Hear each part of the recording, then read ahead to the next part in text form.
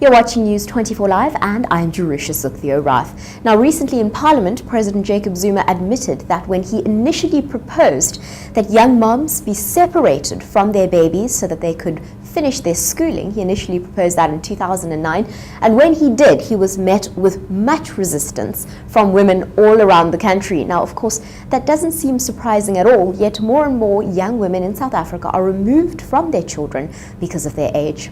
I'm joined in studio by Tracy Engelbrecht. She's from Young Moms Support, and she's going to speak to us a little bit more about this very real issue in South Africa.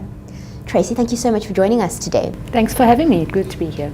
Now, in your experience, and you deal with this day in and day out, why are young moms in South Africa being forced to be removed from their children?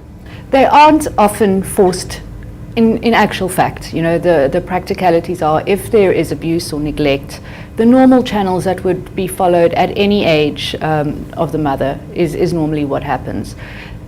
So legally, no, they're not being forced to simply for that reason. However, there is a lot of social pressure from families and communities. In some cases, there are some moms who have no choice but to send baby off to perhaps the Eastern Cape to live with granny while she finishes her school, because logistically there's just no one else to look after her. That is a sad case for many of the moms, but in some cases it's, you know, making the best of the situation. There's a lot of pressure, and there's a lot of people who think that they should be removed, but legally it's not really happening.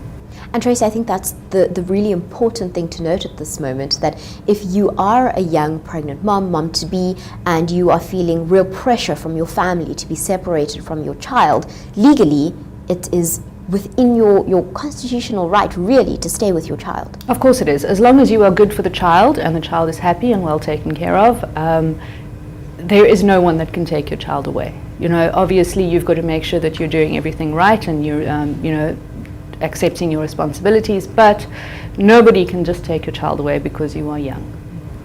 Now, Tracy, when the president makes statements like these, he did in 2009, and then had to subsequently apologize because of the backlash, it's not good for young moms, and it's not good for the country to have a president making statements like these. Why is what he said problematic? Do you believe it's problematic? Of course I believe it's problematic. It's incredibly problematic. However, politicians are politicians. They say what they think will give them the most support. And he maybe made a miscalculation in this case, but he believed that it was a safe bet to say this is what should happen. He thought everybody would agree with him. And it's true, enough people do agree that young moms are inherently unable to take care of their child, which is not the case. Talking about teen pregnancy is a different, talking about prevention is a different story to talking about a child and a mother who is already there. She's already a mother. You need to handle that completely differently.